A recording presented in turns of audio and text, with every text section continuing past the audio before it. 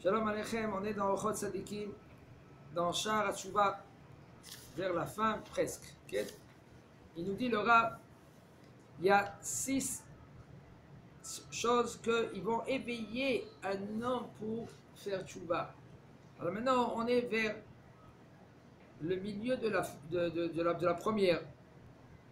Il nous dit le Rav, כמו מלך בשר ודם, אם איש החטא לו והוא מייסר אותו ואינו רוצה לקבל מוסרו, יוסיף על לייסרו ויכבידו לו. Un roi, quand lui il voit que son serviteur il ne veut pas accepter, qu'est-ce qu'il lui demande le roi? Qu'est-ce qu'il va faire le roi? Il va rajouter encore des coups. Comme ça, Akadosh Baruch Hu. Akadosh Baruch Hu, il envoie des signes. Akadosh Baruch Hu, lui, il envoie des messages. Les messages, en premier, il les envoie que toi, tu entends. Tu as entendu que ça s'est passé là-bas. C'est passé très loin. Et après, tu entends que c'est un peu plus proche. Comme tu as dit la Gemara, si un parmi l'entourage, il s'est passé quelque chose, toute l'assemblée, il faut qu'ils soient inquiétés. Ça veut dire qu'ils font tchouva, ils prennent sur eux, ils sont renforcés, etc. Alors maintenant, si maintenant le roi, lui, il voit, qu'est-ce qu'il fait? Il lui rajoute encore un autre coup, ou un autre troisième, pour le bonhomme, lui maintenant, il va se réveiller comme ça quand il fait. En premier, il fait des signes, il fait des messages, un peu plus loin, un peu plus proche. Alors le bonhomme se dit, c'est bon, les nouveaux informations, on a entendu là-bas, ça s'est passé, on a entendu que c'est des pays très loin, et après quand ça s'est passé un peu plus proche, ah bon, top, le bonhomme il ne fait pas de réflexion quand même. Qu'est-ce qu'il fait à Kadosh Baruch Hu? Il essaie de nous réveiller. Et si quand même le bonhomme ne se réveille pas, alors Akadosh Baruch Hu, il va donner un peu plus fort.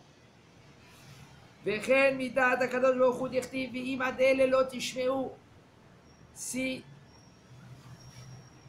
avec tout cela vous n'allez pas écouter, Akadosh Baruch Hu, il va rajouter un peu plus pour faire de la peine un peu plus. Pourquoi tout cela? Pour que le bonhomme, lui, il a une réflexion de faire tchouva. Tchouva, c'est quoi tchouva? Les gens, ils croient que tchouva, c'est une punition. Une tchouva, c'est un cadeau, c'est un trésor, c'est des diamants que tu as gagnés. Que le bonhomme, il a cassé un verre en 1000 morceaux. Et quand le bonhomme, il dit, c'est bon, mon fils, j'ai une colle spéciale, tu vas casser les miettes. Comment? Dans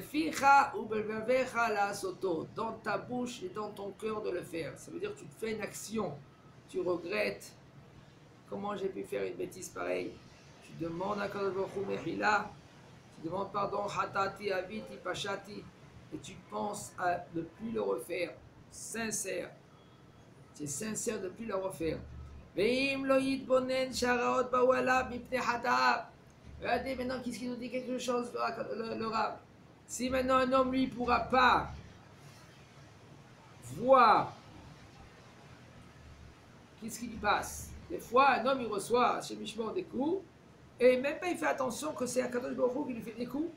Et pourquoi tout cela, il nous dit le Rav, Mipnei Hatav, à cause des fautes. Allez, qu'est-ce qui rend l'homme qu'il est aveugle? De qu'est-ce qui se passe? C'est les fautes. Les fautes rendent à la personne qui ne voit pas comme il faut voir. C'est des rideaux, c'est des voiles.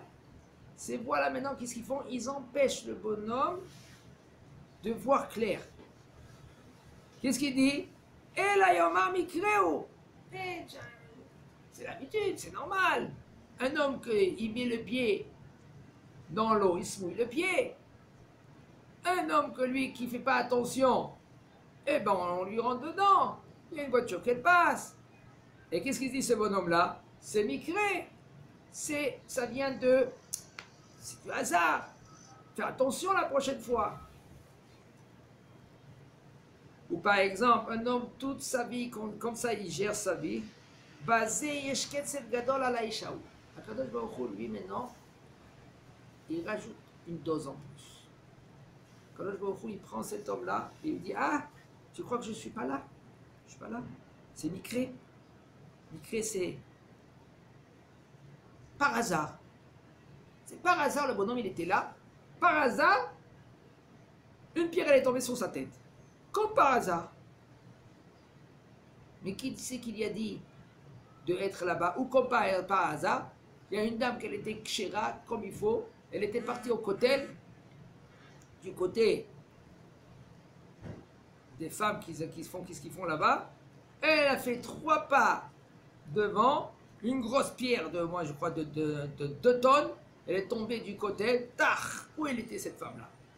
Ness! Comme par hasard. Pourquoi la pierre, elle n'est pas tombée quelques secondes avant? Ou pourquoi la femme, elle a bougé quelques secondes avant? Qu'est-ce que la femme Kshera, elle faisait du côté des... C'est une chéla, d'accord. Mais quand même, on voit qu'il n'y a pas du hasard. Et le bonhomme, quand même, il se dit c'est du hasard. Alors qu'est-ce qu'il fait? Il rajoute en plus, encore plus fort, il augmente.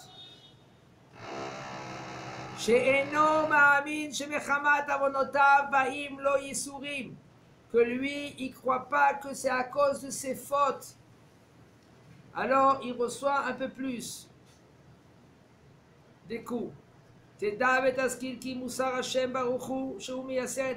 faut savoir clair que quand un Kadosh Baruch Hu, lui, il donne un peu, il fait mal un peu à l'homme. L'homme, nous, on voit qu'autant que ça fait mal. C'est sûr que ça fait mal. Tout cela, c'est pour lui donner 2 bontés. A'achat, lechaper chatav. La première, c'est pour kaparat avonot, effacer ses fautes. Alors, tu as fait des fautes. Un homme, il fait des fautes. Ces fautes-là, maintenant, c'est sûr que les fautes que tu as fait, c'est des fautes qui sont des niveaux de... dans la faute. Ça dépend comment tu l'as fait, cette faute. Est-ce que tu l'as fait avec toute ta volonté? Ou est-ce que tu as fait cette faute-là parce que, avec plus d'amour, quand même, là, Kadosh Baruch Hu, maintenant, la kapara, comment il va faire? La kapara, il va faire avec un niveau suivant. C'est Kadosh Baruch Hu, lui qui sait comment toi tu as fait la Avera, etc. Moshe Neymar, alors il faut savoir que quand Kadosh Baruch Hu, lui, même qu'un homme qui est mal à marcher, et tout d'un coup il a trébuché. Il faut penser dans sa tête, kaparat avonot. Un homme, il a mis, la Gemara, elle pose la question, les chaper et avonot, jusqu'où ça va? C'est quand maintenant tu as mis la main dans la poche pour sortir une pièce de tzedaka, et tu croyais que c'était dans la poche droite, tu as mis la main dans la poche droite, en fin de compte c'était dans la poche gauche, ça c'est kaparat avonot. La Gemara, elle dit, jusqu'où ça peut y aller kaparat avonot? Tu as pris un tricot de peau, tu voulais te mettre ton tricot de peau, mais il était à l'envers. Ah, mince. Encore une autre fois, oui. Ça, c'est kaparat avonot. Quand tu vas maintenant, tu vas le mettre à l'endroit. Il y en a des gdolim. Comment ils faisaient kaparat avonot? Il allait chez les non-juifs. Il rentrait dans une menuiserie. Il dit, écoute, je veux que tu me répares mon soulier.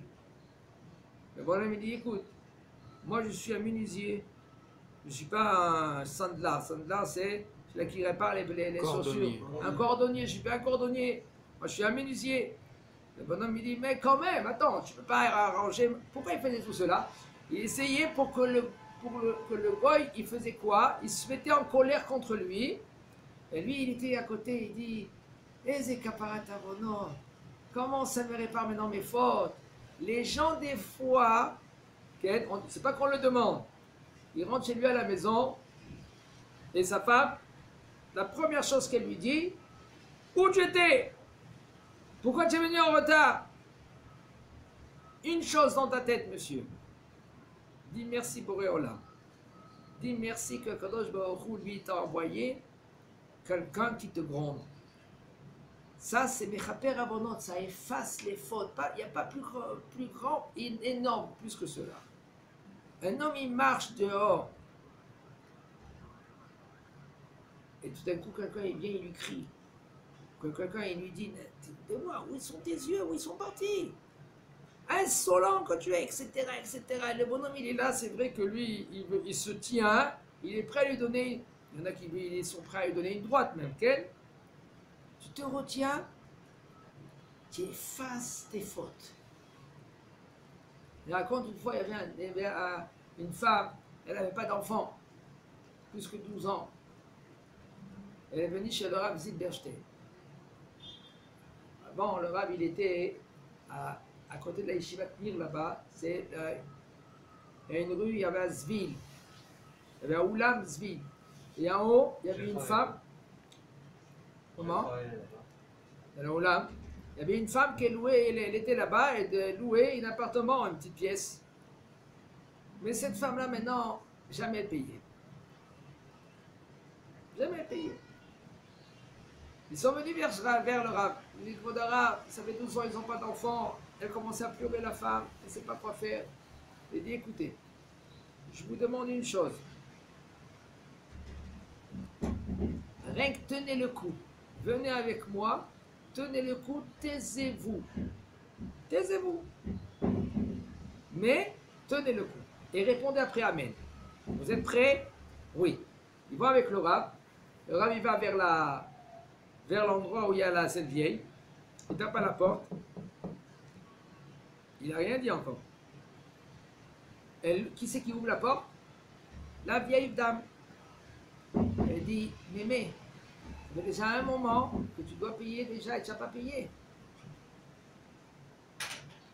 Elle a commencé à crier sur le Rav. Espèce d'insolent. Comment tu viens me prendre de l'argent, toi? Au rabbin. Espèce de tas. Elle a traité de toutes les couleurs. Pourquoi l'argent c'était Parce pour un que. pseudine? Comment? C'était pour un... C'était l'argent de la yeshiva. Et l'endroit, c'était l'endroit de la yeshiva. Mais cette vieille-là, maintenant, elle s'est comportée mal. Et le Rav, il est venu pour réclamer l'argent de la yeshiva. Mais il savait, le Rav, qu'elle ne va pas accepter. Il savait que le Rav, qu'elle va se mettre en colère. Il savait, le Rav, qu'elle va commencer à gronder le Rav. Le Rav, il se tait. Pourquoi faire tout cela? Il se tait, il regarde l'homme et la femme qui étaient à côté, qui n'avaient pas d'enfants. Et après qu'elle a fini à dire tout ce qu'elle avait de dire, il s'est retourné vers la fille, il a dit, Ratson, que Akadosh Baruch Hu, il te donnera entre tes mains un enfant cette année, garçon. Tout de suite, ils ont dit, Amen. 9 mois après, le Rav, il était sandak de cet enfant. Un homme, des fois, il cherche caparat avonot. Comment? Comment? Il faut savoir qu'un homme, il cherche caparat avonot. Il a fait des fautes dans la vie. Et des fois, quand le Baruch il envoie en face de lui. C'est bien d'aller chercher ce caparat avonot là parce qu'on peut aller le chercher partout. C'est une très bonne question que tu poses. Il faut savoir qu'avant, les Gdolim, ils faisaient ça. Mais nous, on n'est pas capable. Les Gdolim, avant, il y avait un Gadol que lui, je crois que c'était Rabbi Haim Ibologin. Il y avait sa femme qui lui disait, Rabbi Haim, où tu vas? Il a dit, laisse-moi. Je dois partir, je viens. Et chaque fois, il partait en galoute, 1 mois, 2 mois, il revenait. Okay? Et une fois, sa femme, il a dit, Haim, je veux venir avec toi. Il a dit, non, je ne veux pas. Et elle a insisté, elle a dit, ou je viens avec toi, ou tu ne sors pas de la maison.